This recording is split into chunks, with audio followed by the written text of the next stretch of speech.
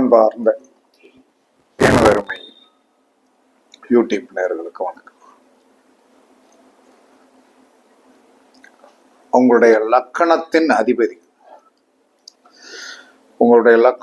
அதிபதியுடைய பலம் பலவீனம் எந்த இடத்தில் இருக்குது என்பதை கண்டுபிடிக்கக்கூடிய ரகசியம். ஏற்கனவே ஒரு வீடியோ நான் போட்டதுல சின்ன அந்த ரெண்டாவது சொல்லும்போது கொஞ்சம் சின்ன தடுமாற்றம் ஏற்பட்டு விட்டது.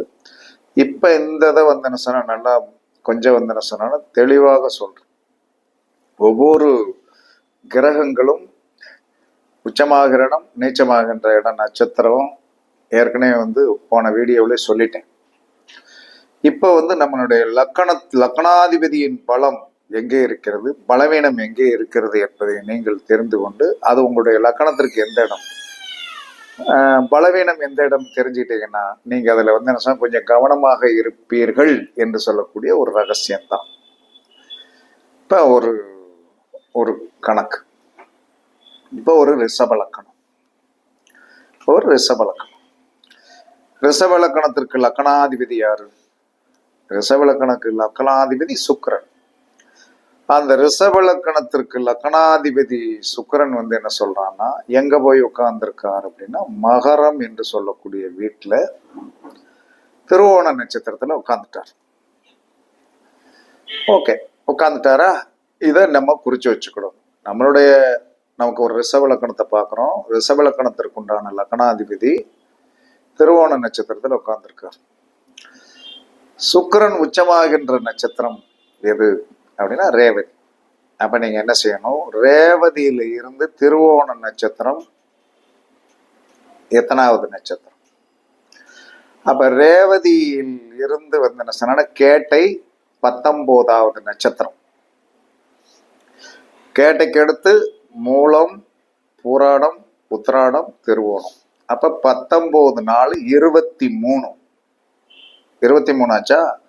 அப்ப இந்த 23 திருவோண நட்சத்திரத்துல இருந்து, ஏன்னா சுக்கிரன் அங்கதானே உட்கார்ந்துருக்காரு, திருவோண நட்சத்திரத்துல இருந்து அஸ்த நட்சத்திரம் 19வது நட்சத்திரம். அப்ப 19 அஸ்தத்துக்கு அடுத்து என்ன சொன்னா சித்திரை, சுவாதி, விசாகம், அனுசம். ஏன்னா 23 கணக்கு இல்லையா?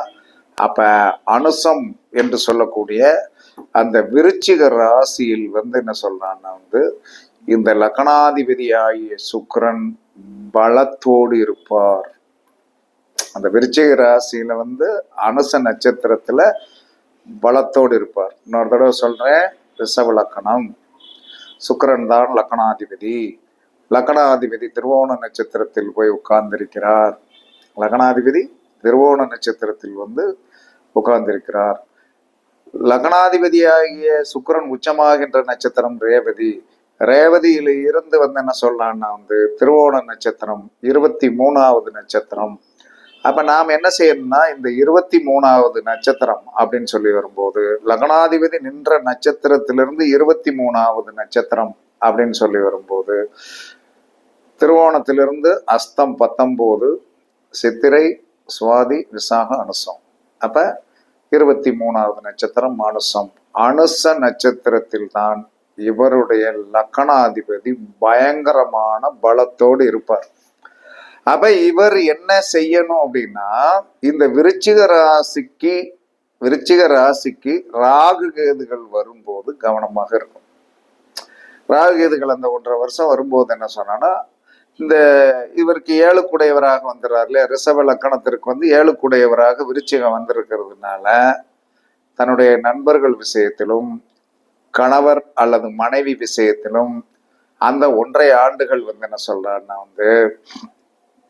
அந்த ராகு அல்லது கேது அந்த அனுச நட்சத்திரத்தை கடக்கின்ற வரை, அந்த 4 பாதங்களை கடக்கின்ற வரை மிக மிக மிக மிக மிக கவனமாக இருக்கணும். இப்ப உங்களுக்கு கணக்கு புரிஞ்சிருக்கும்னு நினைக்கிறேன். இதே மாதிரி எல்லாத்துக்கும் பார்த்துக்கலாம். சரி, இப்ப அடுத்து இன்னொரு இப்ப இந்த லக்கணாதிபதி பலமாக இருக்கக்கூடிய இடம் விருச்சிகம், அனுச நட்சத்திரம்னு பார்த்துட்டோம். இந்த லக்கணாதிபதி பலவீனப்படுகின்ற இடம் அப்படிங்கிற ஒரு கணக்கு இருக்கும் இல்லையா? அப்ப என்ன சொல்லலாம்னா லக்கணாதிபதி அதே திருவோண நட்சத்திரத்துல தான் உட்கார்ந்துருப்பார். லக்னாதிபதி நேசமாகின்ற நட்சத்திரம் எது?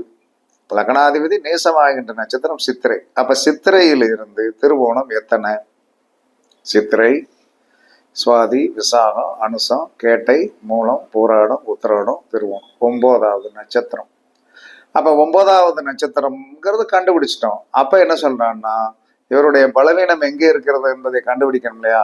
அப்ப என்ன சொல்றான்னா கரெக்டா திருவோண நட்சத்திரத்திலிருந்து திருவோணம், அவிட்டம், சதயம், புரட்டாதி, உத்திரட்டாதி, ரேவதி, அசுபதி, பரணி, கார்த்திகை.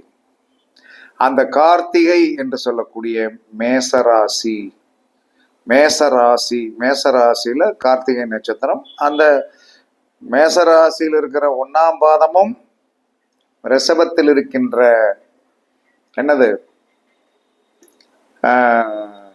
3 பாதங்கள் அப்படிங்கும்போது 2 ராசியுமே கம்பைன்ட் ஆகுது. அதிகமான நட்சத்திரங்கள் இருக்கிறதும் ஒரு பாதம் இருக்கும், கனெக்டிவிட்டி ஆகுது. அப்ப ரிஷப லக்கணத்திற்கு லக்னாதிபதியும் ஒரு விதத்தில் பாதிக்கப்படுவார்.